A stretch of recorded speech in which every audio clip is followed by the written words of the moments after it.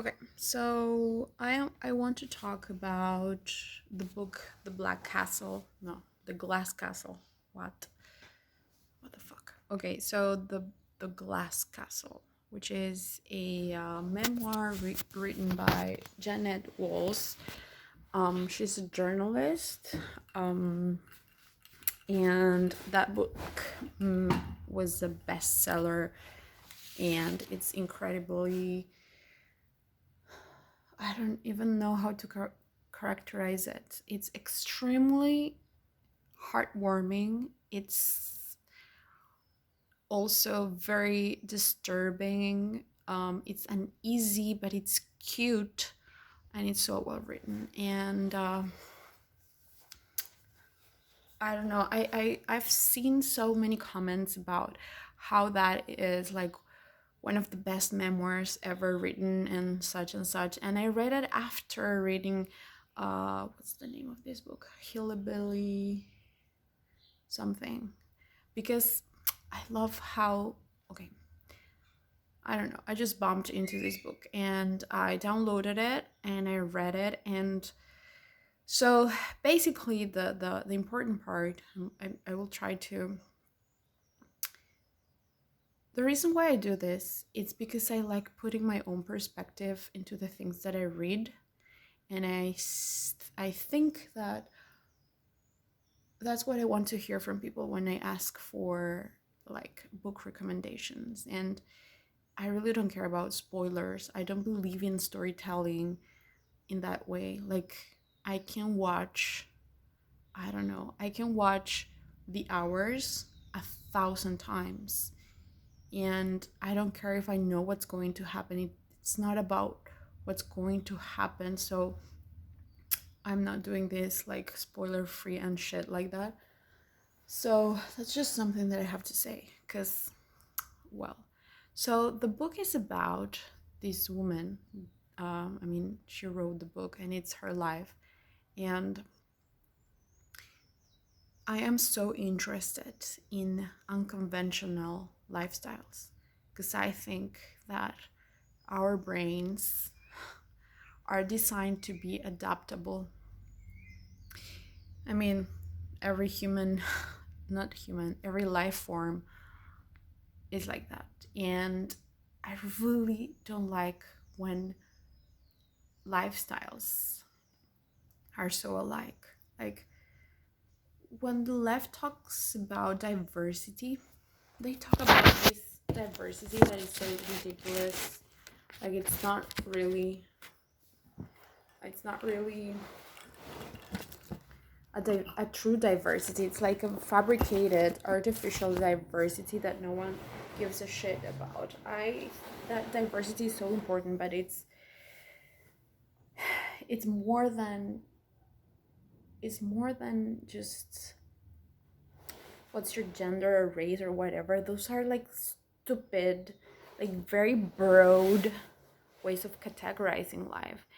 And I just like people that have unconventional lives, even though sometimes, I mean, they can be, I don't know, like more morally reprehensible, but it's very like it's not very it's not very accepted to say that um you know there are some moral boundaries there, and it's not really accepted to say that morality is a human construct.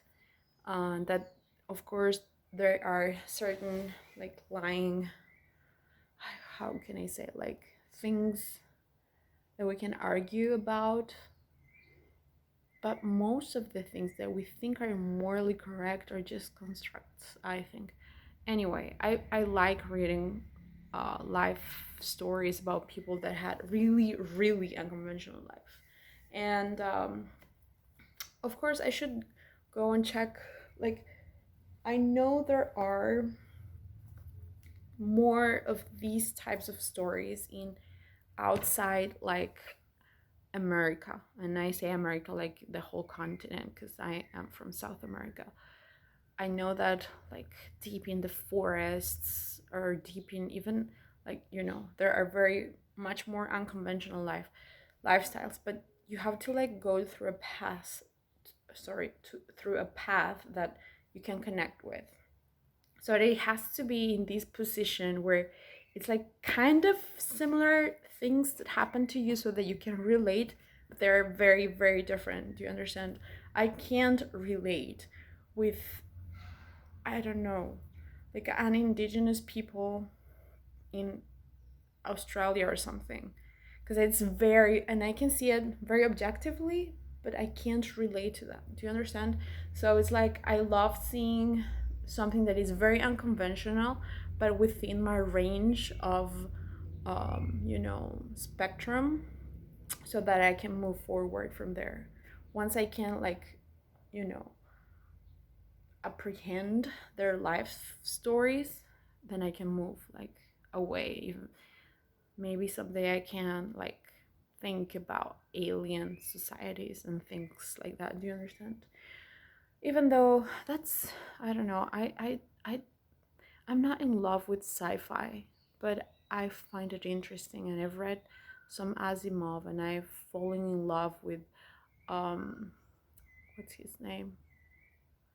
Chang is his last name.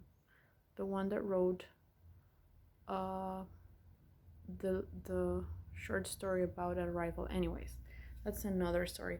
Okay, so I'm focusing on the Glass Castle. So this woman wrote her life story. She was raised by two very unconventional people. Two His dad, her dad was a hillbilly, like a hillbilly product, but he was so smart. Like he was so smart for his own good.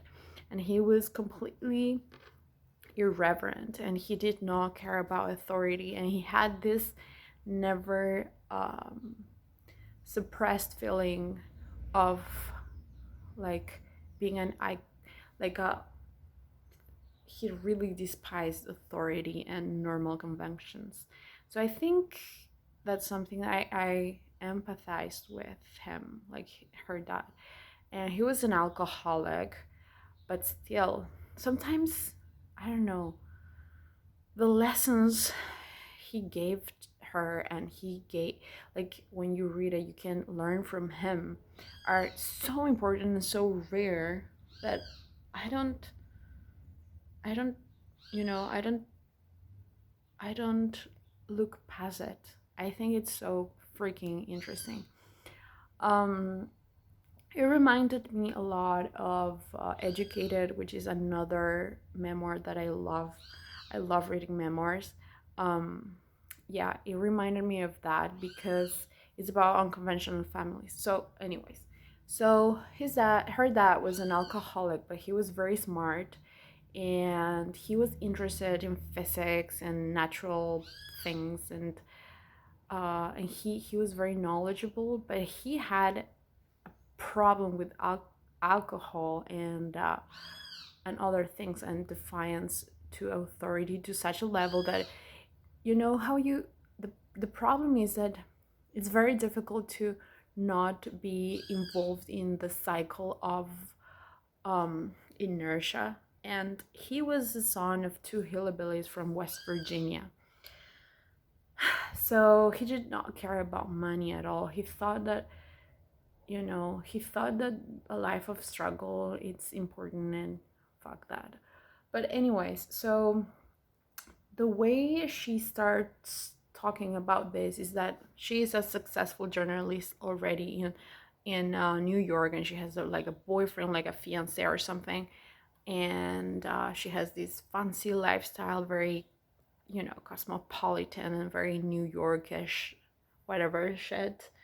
And once she's going to like a party, and she sees her mother and father like rummaging around like trash in New York, and she got really upset with herself because she was ashamed of them.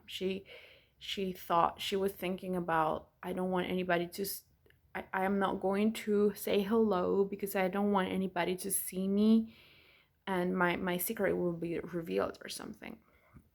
And then after like a couple of, I don't know, days, she calls her mother and says, Mom, can I help you with something? Can I help you have a better life? I have some money now. I can help you be better or something. And she's like, you're the one who needs help. You're the one that has all the values fucked up.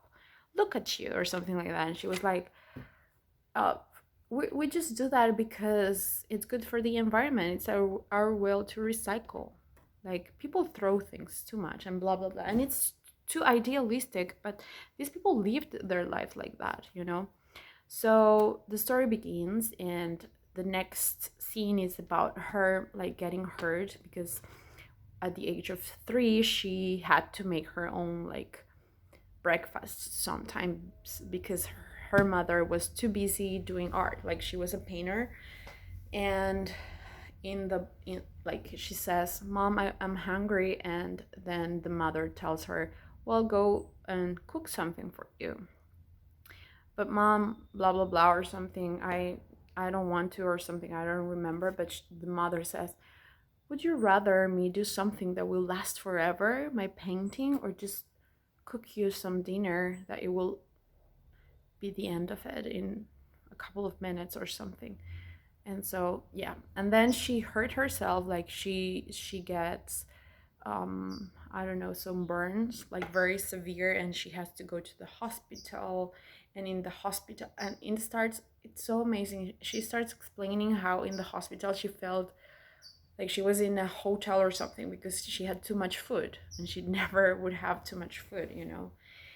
And the thing that I love the most about this book is that the way she portrays her child, her like her children years, her childhood, children years. Okay, um, because she's so humble and so open-minded to her parents. To, like, she she just accept it's, and it's not stupid either. It's not a way of like, you know, it's not a sense of like, oh my god, you're not seeing how neglectful that your parents are. She was really harsh with them, but she was comprehensive enough to understand or to take away the good things that they gave her. And I just think that's too um okay, so too amazing, you know. So I don't know what happened. I don't know if, okay. So I just love the way she portrayed. She was in love with her father, and her father is a very enigmatic and crazy figure, and you will have the worst things about him, of course. Like, but the way she portrays him, it's so amazing because you can really learn about these different personalities, or way to see the world.